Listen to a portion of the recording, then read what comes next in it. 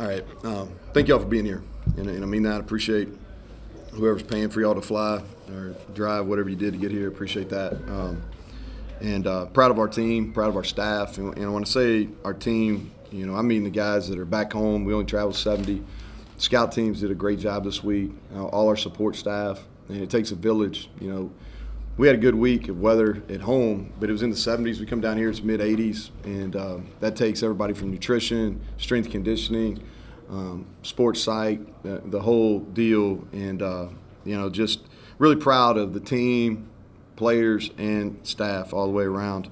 And we've got a resilient group. And if you've been paying attention to us all year, we've been a group, even when bad things happen, we've always responded, and I said this on our press conference on Monday. We were really close to being a 6-1 team coming in this game, and now we're really close to being a 7-1 team. But we've been resilient.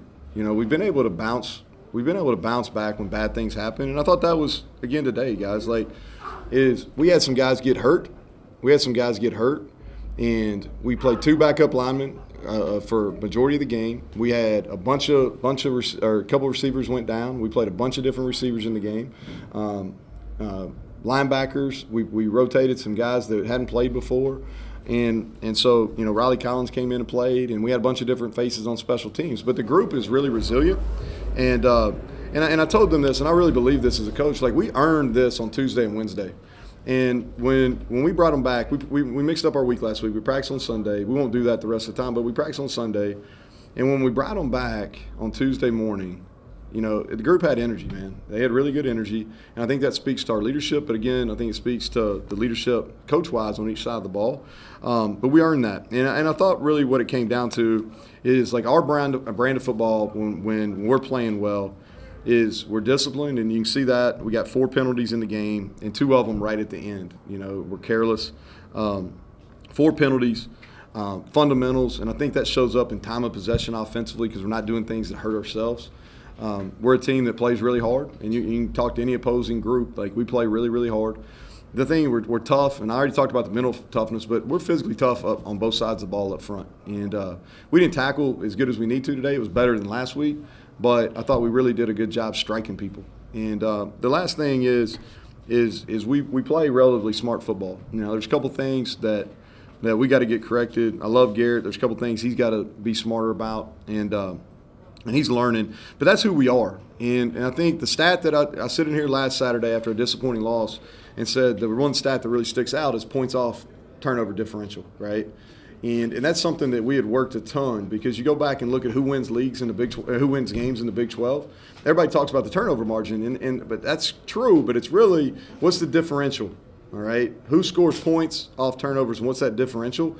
And we worked a lot of it in the spring, into fall camp, and today that was the reason we won the game. We had 21 points off turnovers. All right, our takeaways. We call them takeaways. Central Florida call them turnovers. We call them takeaways. We scored 21 points, and that was the story of the game. So Neil, you look like you were pushing this pedal right from the beginning. A 4th down in your own end, and you go for it. It hits. So Did you go in with that mindset that we're just laying it out? Yeah, we were going to be in attack mode, man. I told him, my message to him last night, and I usually don't talk to him on Friday night. I usually wait till Saturday morning, but I want him to understand 2 things. And the first one was we need to be the most excited to play, and not just when everything's going good, but throughout the game. And I thought we had great energy.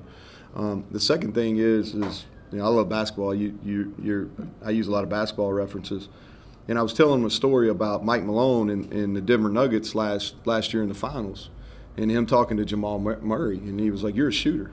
Shooters shoot. And that's what I was telling our guys. We're going to shoot. Shooters are going to shoot tonight or tomorrow. And that was the mentality. We were going to be in attack mode. And I think you can't just, as a coach, you can't just talk that. You got to show it. And so, we went forward on 4th and 1, in our own territory to start the game. Because I knew even if we didn't get it, they said, hey, he said we were going to shoot, and here we are. Same thing. We went 4th and 2, and we called the pass play. We were going to attack and shoot a shot in this game. So all that said, is that a tough choice, though, that deep on your own? I know you say it, but when it comes down to it? Because really basically is we've ran the ball really well, okay? And CJ had a different mentality this week, so I had a lot of confidence in him. And they've had some issues stopping the run. So we go into it, and the data analytics, in which I go into heavy on Thursday, kind of think about it, and by Friday afternoon I pretty much know how we're going to play the game on fourth down. And so made the decision, on Friday, hey, we're going to be really aggressive. We probably would have gone for it 4th and 1 back to maybe the -30. But that was the kind of thinking. Felt good about our ability to run the ball. Defensively, with all the absences you had in the back end, that changed the way you play a little bit in the front end, try to contain a little more, try to not let guys get out the gate there, make them drive the field? Well, what we did is we played a lot more base defense. We two-gapped a lot up front.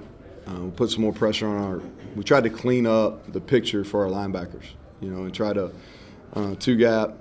We can run in a bunch of bodies. That's one area that we've got some depth. We showed that depth today on the D-line and on the O-line. But we got some big bodies. Thought it cleared up. Linebacker-wise, thought we played better. We're limited on what we can call, due to personnel right now in the secondary because we're thin. Having said that, how big was it to make those big plays in the secondary getting Yeah. interceptions, getting turnovers? Beanie Bishop has played outside of one game. He's really played well for us. I think he was leading the country in maybe passes defended, which I don't know if that's necessarily a good stat. That means he dropped some interceptions, right? But he's really cleaned up some of his ball skill habits. It's really not. It's even at this level, it comes down to it's pretty simple. When y'all teach your kids, like if it's above the waistband, your pointy fingers together. Below your waist, pinkies together. And we're actually taking that and using it, and we actually caught some interceptions today. But no, Beanie's played at a high level. He's been around the ball a lot. And so, that was huge, especially the first one we got because they were driving, and then we immediately turned that into a touchdown. Yeah, what's the value of having guys like Nick Malone, Jaquay Hubbard that they can give you a series, they can get you out of a game if need be? Yeah, well, they've played a lot of football. If you look back, going from Penn State on, Malone and Jaquay, who are, on paper are 6th and 7th, they played a ton of football, and Malone's played a lot at tight end too. So those guys. So it's really not. You don't blink when they go in. There's been times in my career where I'm like, like you gotta really think about how you're going to call the game. But we just kind of rolled with it. We had a little lull there offensively. Really, the only time in the game was there in kind of mid to late second quarter. We didn't play as well as we could, and that's kind of. But other than that, I thought we played well, and we really controlled the game. Yeah, you're good, Mike. Mike, you got on the road, man. Good to see you. You mentioned before a lot of games, you kind of script them out in your head on how you think they're going to go. Did this game kind of meet that in terms of maybe goes back and forth, maybe needing some turnovers to flip things? Well, I felt like, we were going to need some takeaways. They're good on offense. They do a good job.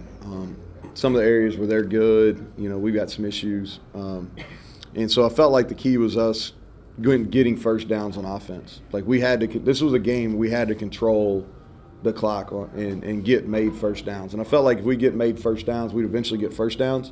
They made it hard on us. They played in the secondary a little bit different. They made it hard on us to get some of our shot plays. The last 2 weeks we've really thrown the ball down the field well. But they made a couple really nice plays on the deep ball, and it was windy. It was a factor today. And so it played out in the fact that we were able to control. I think it was 36 to 24. And we were 9 of 15 on end of possession downs. They were 10 of 12. That's not very good for us. But we were able to stay out there, and those first downs eventually led to touchdowns. Did you like what you saw from your running backs? Sorry, did you like what you saw from your running backs today? Well, I thought this was CJ's best game since Pitt. And when he runs like that, man, he's a load. And the thing that today was he was so good after contact, even on that last drive. He was so good after contact. He was upset. He wanted to score a touchdown on that last drive. I was like, that ain't the way we're going to roll. Garrett's toughness, what it brings out in everybody else around him. They see that. Yeah. I love the kid, but some of his toughness, he gets himself hit. You know what I mean? Like Jed you played the position. So, I love his toughness. And I mean this, is we've got a shot every week because of him. So every game we play, he's going to give us a shot to win the game. All right? But he's got to play within himself. And the one where he got smoked and got the win, he should have handed the ball off. The end runs 3 yards up the field. Hand the ball off. you know. And we go into the game, and that's the other thing, Mike, I should have said, is we put a ton on Garrett in this game. Like, we ran him more.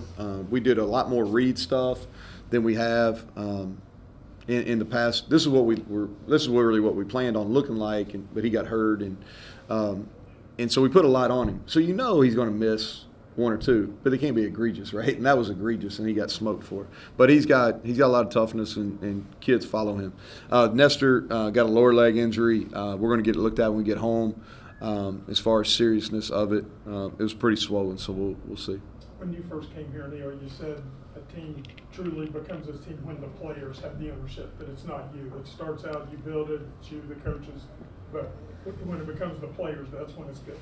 How far are you down that path? Well, this is the best group we've had, you know, and you think about it. Now, we've got some guys that have been in our program. You know, like when we roll out there for captains, you know, Lee's only in his second year, but Aubrey's been here 3 years. You know, Zach Frazier's been here 4. Sean Martin's been here 4. Doug Nestor has been now, he's in his full 3rd year. And so, you know, those guys have been in our program. And so, offensively, that's where we've kind of been. You know, our O-line is our hardest working group, right? And they've really helped push our D-line. Our D-line's turned into our second best position group, okay? But between Doug and Zach and Wyatt to a lesser, because Wyatt's he's not as vocal yet. He will. But those guys, because they're great players, because they're good people, and because they're some of our hardest workers, man, they really influence that. And then Garrett is one of those type kids too.